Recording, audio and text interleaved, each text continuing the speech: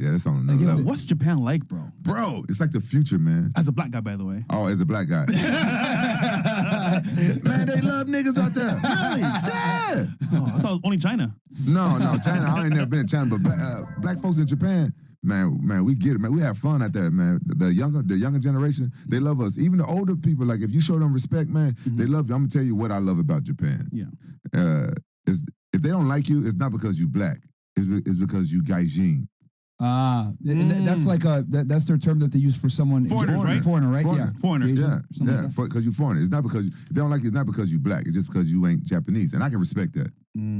It's funny because the culture and people there, they're like workhorses, bro. They're robots. They don't stop. They always go. You know, it's interesting. Of all the people that I've talked to, not one person has ever said anything negative about Japan.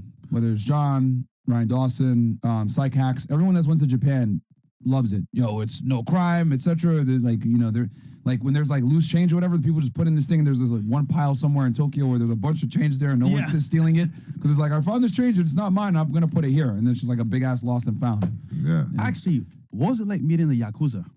Oh man, it was crazy. Like the first time I met them, I didn't understand. I didn't understand what was going on. It was right after I don't know if you guys seen that fight when I powerbombed that dude. Boom, you exploded in popularity. Yeah. I got popular as fuck, right? Yeah. And then one guy, I met him in America. He lived close by me somewhere, and he just knew where I was, a Japanese guy, and he spoke like really bad English, so I knew he was just fresh over there. Yeah. And he was in Japan at the time, and he saw me. He was like, "Hey, my boss want to meet you." I'm like, "What, your boss?" He said, "Yeah, I thought you live in America. What the fuck? You got a boss out here for?" So we go there to this. It's kind of like a strip club type of thing, but then it was a hostess bar. They have hostess bar where the women sit next to you, pour your drink, and you can talk to the women. Oh. And we went to the VIP. He said, "This is super VIP." You look at the bar, like where they serve drinks, and it was like a seamless door. And we go behind that. He said, "Oh, this is super VIP."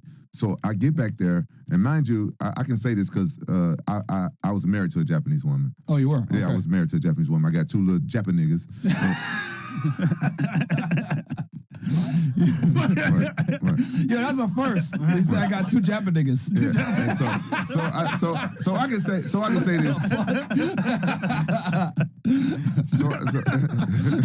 can say this. I love my kids. I love my ex-wife still because she gave me two beautiful kids. Japanese people are like robots.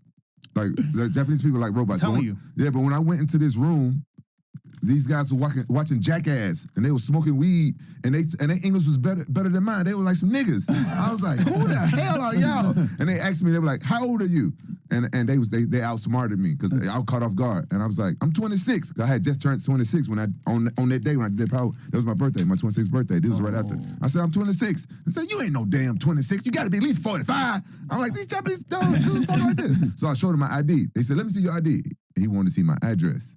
Oh. And he saw my ID. I wasn't thinking. I gave it to him. Anyway, the dude boss walk in. He's the biggest Japanese dude I ever seen in my life. How tall?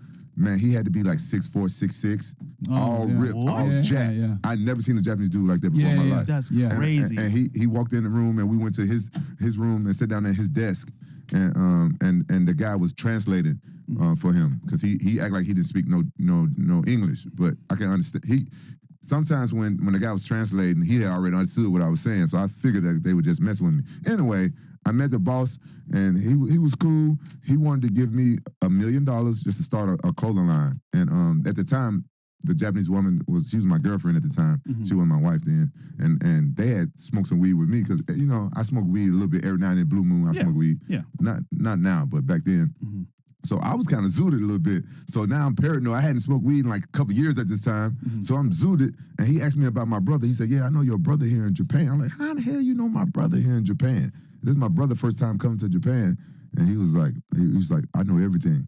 I was like, "What the f-" I was like, "What?" And the whole time my ex-wife, my time girlfriend was in my ear, she was saying, "We shouldn't be here. We shouldn't be here." Oh. She said, "This is super VIP." She said, we're not allowed to be here. We're not. And I said, "Man, shut up." She was making me nervous and stuff. And then I turned down $1 million deal, man, to do the clothing line. Now I kind of wish. Sometimes because I never really had a clothing line in Japan. I kind of wish I wouldn't have turned it down. Who knows what would have been happening? I could have turned that $1 million deal to like fucking $20 million deal. He could have blew me up. Yeah. What if that was like initiation? And you had to become a member. Yakuza? Yeah. The black Yakuza?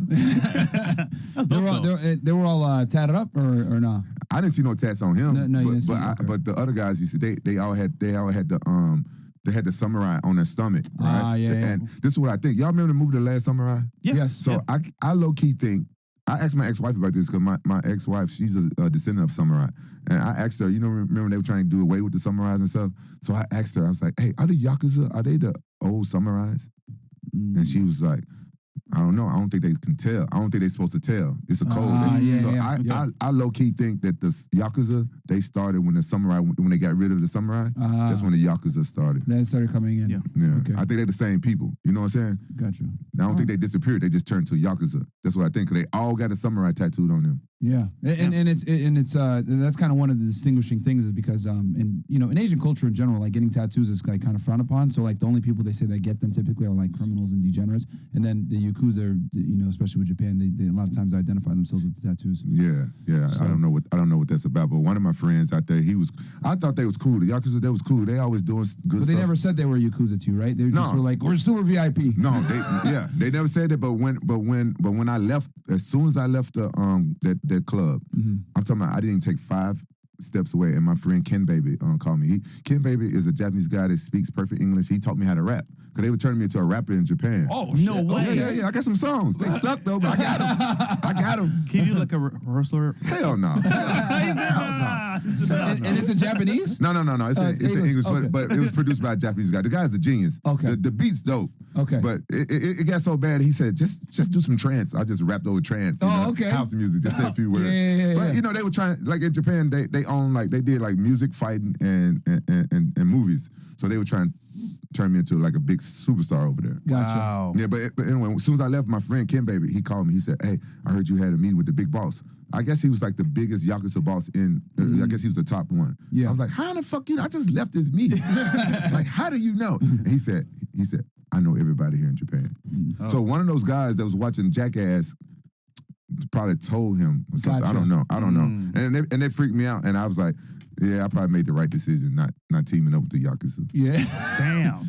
That's legendary. Yeah, because then you'd have some eyeballs over here on you. Yeah, never know. So, real quick, could you take us like kind of through? I mean, we talked about this when we were in Vegas, like through your childhood and how you became the man that you are today, like where you grew up and all that. Oh, I'm from Memphis.